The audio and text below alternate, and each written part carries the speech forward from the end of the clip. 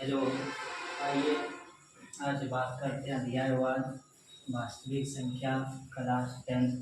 उससे पहले कुछ छोटी छोटी बातें आप सबको बता रहे हैं, कुछ पहले भी वीडियो बताए थे। आइए सम संख्या के बारे में बताते हैं। सम संख्या किसको कहते हैं? सम संख्या इवन। देखिए किसको कहता है सम संख्या इवन?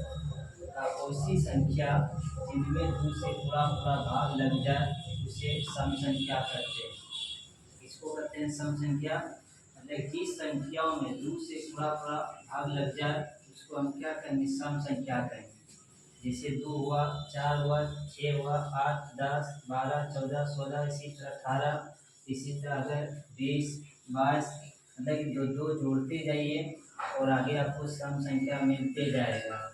तो सम संख्या समझे किसको कहते हैं? कि जिस संख्याओं में दो से पूरा पूरा भाग लगे उसे हम क्या कहेंगे? सम संख्या कहते हैं। इसका एक और दूसरा परिभाषा है सम संख्या का, बहुत अच्छे बेस्ट परिभाषा है।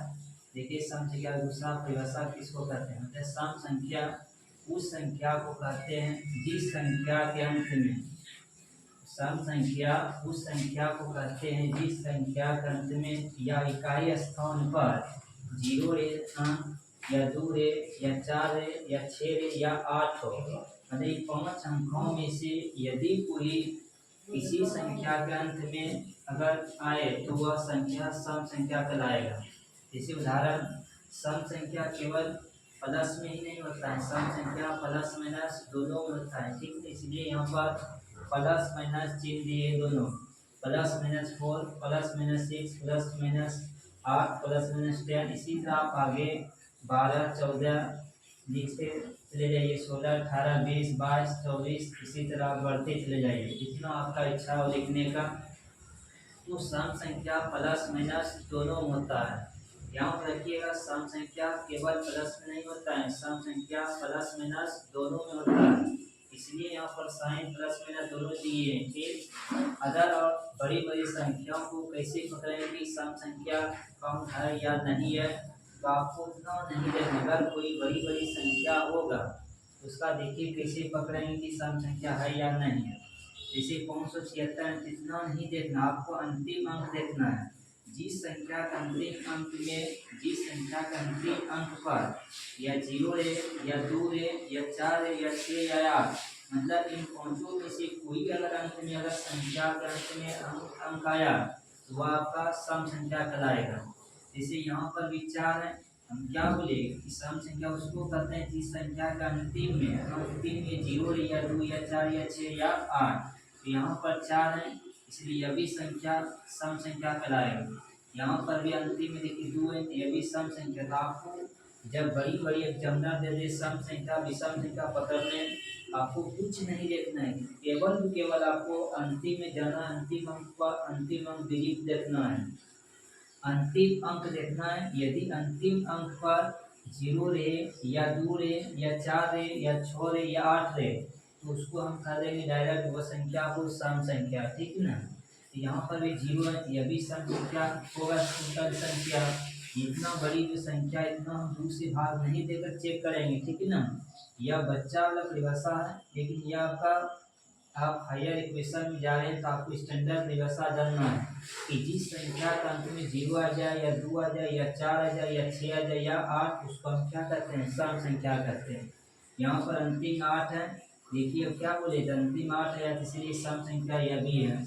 यह सभी उदाहरण सम संख्या हैं। ध्यान रखिएगा, आपके एग्जामिनर क्लास 10 में सम संख्या के बारे में सवाल छोटी छोटी एग्जाम्पल उदाहरण पूछ लेता है, परिभाषा कभी नहीं पूछता है। ठीक ना? तो ध्यान रखिएगा, सम संख्या निगेटिव पॉजिटिव दोनों होता है। ठीक, भले इसका दशमलव में नहीं होता है, भिन्न में नहीं होता है। ठीक, लेकिन साधारण जो होता है इस तरह संख्या लिखा हुआ प्लस माइनस में रे, और जिस संख्या में 0 रे या 2 रे या 4 या 6 या 8 उसको हम सम संख्या कहते हैं, उसके अगर अंत में रे। तो अब बात समझिएगा, सम संख्या से बहुत छोटी छोटी पॉइंटें आपके एग्जामिनर पूछता है, तो छोटी छोटी पॉइंटें बहुत इम्पोर्टेंट है। देखिए महत्वपूर्ण बिंदु बताते हैं, महत्वपूर्ण पॉइंट क्या क्या है। यदि आपसे एग्जामिनर पूछ दे कि सबसे छोटी धनात्मक सम संख्या, यदि सबसे छोटी धनात्मक सम संख्या एक एग्जामिनर तो आप सब मांगिएगा 2, अन्यथा ऐसे अगर सबसे छोटी सम संख्या पूछेगा तो ऐसे होता ही नहीं, सबसे छोटी सम संख्या थे वह धनात्मक बोलेगा, ठीक ना। तो सबसे छोटी धनात्मक सम संख्या 2 होती है। यदि अक्स एक सम संख्या है, मान लीजिए यदि हम कोई संख्या अक्स है और वह एक सम संख्या है, यदि अक्स एक कोई सम संख्या है तो ठीक इसके पहले वाली सम संख्या जानना चाहेंगे।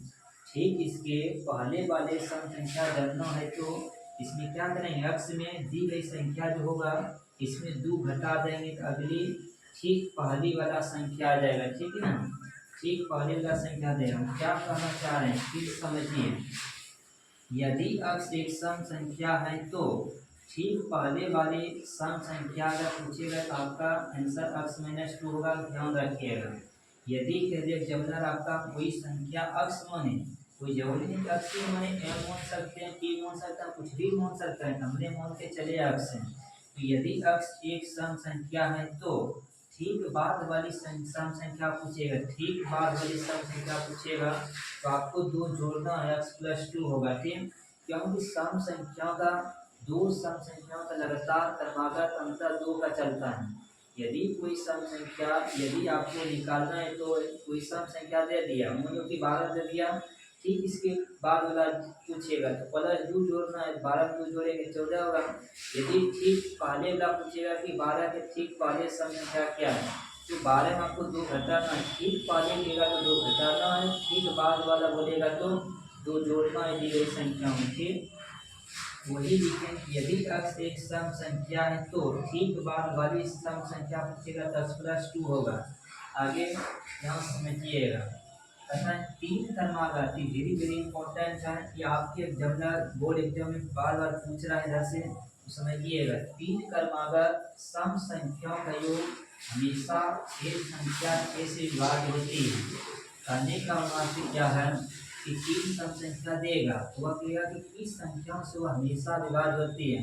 तो 3 क्रमागत सम संख्या, कहीं से आप 3 सम संख्या लीजिए, क्रमागत होना चाहिए, क्रमागत मतलब जस्ट लगातार, जैसे 6 लिए तो 6 के जस्ट लगातार 8 हुआ, 8 के बाद 10 हुआ, 3 क्रमागत, उसी तरह जस्ट लगातार वाले सम संख्याओं को 3 क्रमागत सम संख्याओं का योग हमेशा संख्या 6 से भाग होती है। जैसे हम क्या कहना चाह रहे बात समझिए, कोई आप लीजिए 3 को क्रमागत सम संख्या लिए 2 4 6 लिए, 3 को जस्ट लगातार लिए हैं, यदि इसका जोड़ने के बाद इन 20 का योग किससे हमेशा विभाज्य होगा, संख्या 6 से विभाज्य होगा, 4 2 6 6 12 होगा, 12 हमेशा किससे हो रहा है 6 से भाग लग रहा है।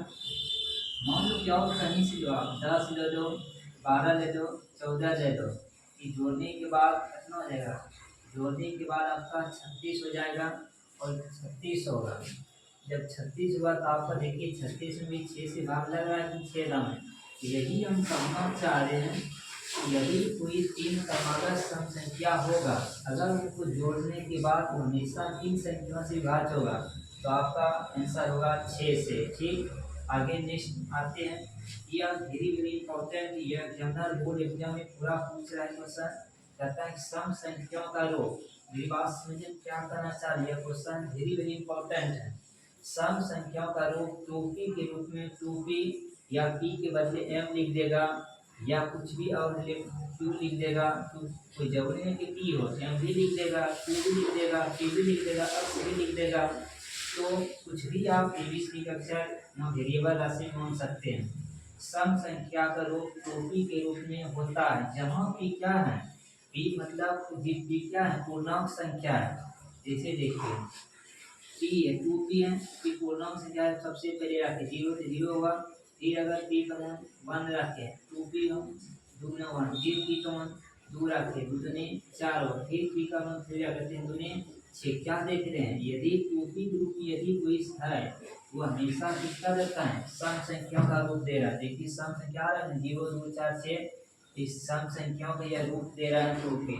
तो आपके अगर एग्जामिनर पूछे सम संख्याओं का रूप क्या होता है तो आप बोलिएगा 2p के रूप में 2p होता है। या 2x दे दे, या 2q दे दे, या 2m दे दे, जहाँ p क्या है पूर्णांक संख्या, ठीक, ध्यान रखिएगा। नेक्स्ट आइए आगे बात करते हैं। एक अंक की सबसे छोटी धनात्मक सम संख्या बोलिएगा, साथ 2 बोलिएगा। एक अंक की सबसे छोटी धनात्मक सम संख्या 2 होती है, ठीक।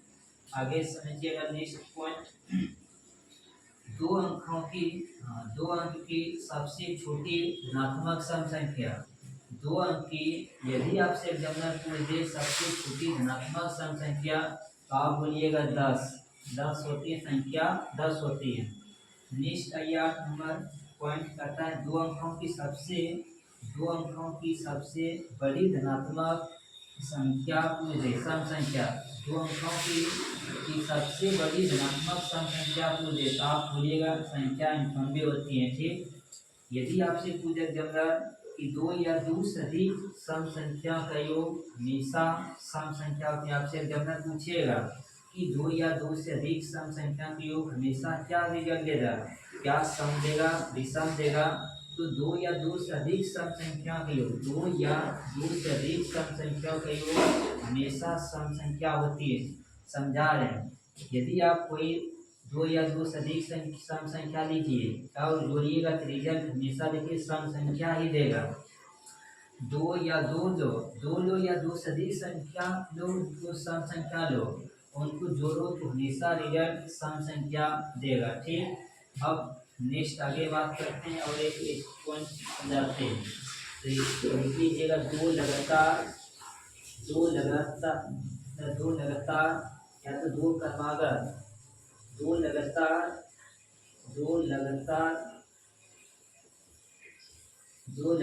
सम संख्याओं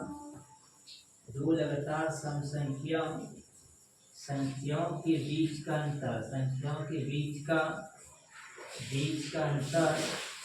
2 होती है, ध्यान रखिए। अभी आपके लिए वेरी वेरी इंपॉर्टेंट पॉइंट है। 2 लगातार सम संख्याओं के बीच का अंतर 2 होती है, 2 लगातार सम संख्याओं के बीच का अंतर 2 होती है।